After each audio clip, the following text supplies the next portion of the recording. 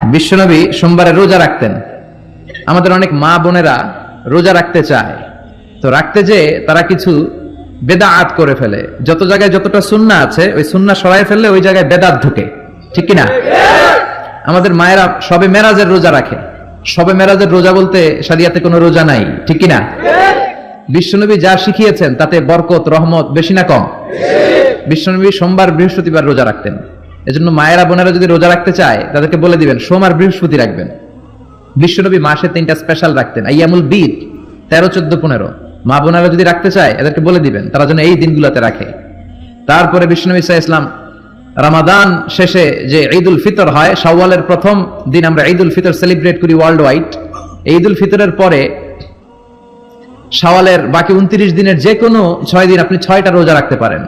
বিষ্ণু সাল্লাল্লাহু আলাইহি ওয়াসাল্লাম বলেছেন, মান সামা রমাদানা সুম্মা আতবাআহু সিত্তাম মিন শাওয়াল কানা কাসিয়ামিদ দাহর।